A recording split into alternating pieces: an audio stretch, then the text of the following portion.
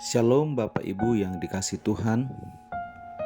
Saya berdoa kiranya minggu-minggu ini menjadi minggu terobosan buat kita.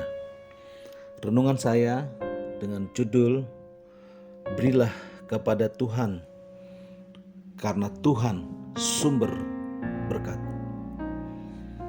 Alkitab berkata dalam Kisah Rasul pasal yang keempat, ayat 33, dan dengan kuasa yang besar rasul-rasul memberikan kesaksian tentang kebangkitan Tuhan Yesus, dan mereka semua hidup dalam kasih karunia yang melimpah-limpah. Perhatikan, mereka hidup dalam kasih karunia yang melimpah-limpah.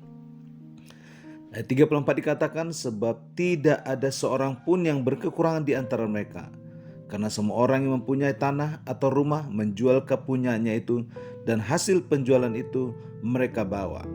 Dan mereka meletakkan di depan kaki rasul-rasul, lalu dibagi-bagikan kepada setiap orang sesuai dengan keperluannya. Bapak Ibu yang dikasihi dalam Tuhan Yesus Kristus, kegerakan besar terjadi di abad-abad pertama, di mana berita tentang kebangkitan Tuhan Yesus itu satu berita yang tidak bisa ditahan-tahan lagi.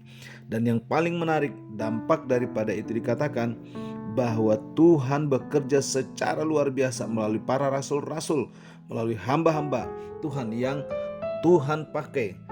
Dan menariknya lagi bahwa kehidupan jemaat itu ada satu gerakan, yaitu gerakan peduli, memberi persembahan, membagi-bagikannya. Dan saya percaya ini melanda seluruh orang-orang percaya. Dan di dalam pasal 5 dikatakan dari ayat yang ke-12 bahwa oleh rasul-rasul diadakan banyak tanda dan mujizat di antara orang banyak. Semua orang percaya selalu berkumpul di serambi Salomo dalam persekutuan yang erat.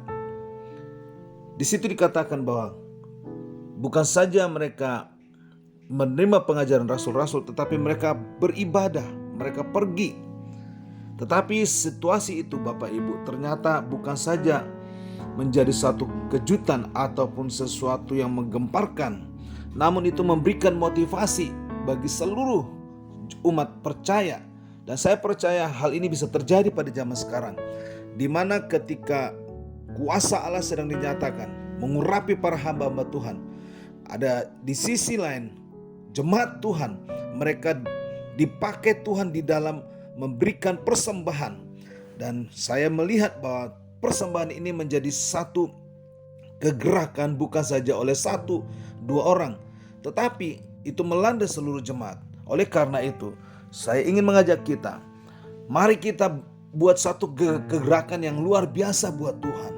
Anda harus berpikir bahwa di luar sana ada banyak orang butuh diselamatkan, ada banyak orang untuk mengenali Yesus, tetapi tidak cukup hanya Anda punya doktrin, Anda hanya memiliki pengajaran-pengajaran yang sifatnya Anda berteologi, tetapi yang diperlukan di luar sana adalah bukti nyata apa yang saudara berikan. Ketika para rasul-rasul itu, mereka memang betul mungkin harta mereka tidak punya, tetapi Tuhan memberikan otoritas, kuasa, sehingga jemaat-jemaat itu mengalami mujizat demi mujizat.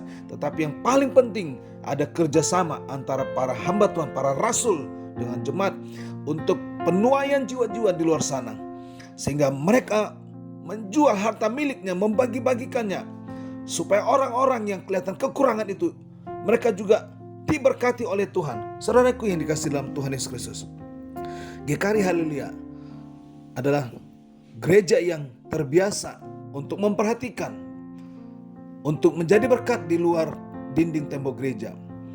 Saya percaya pemberian Bapak Ibu bukan saja memberi secara biasa, tetapi itu akan menimbulkan efek yang dahsyat bagi banyak orang.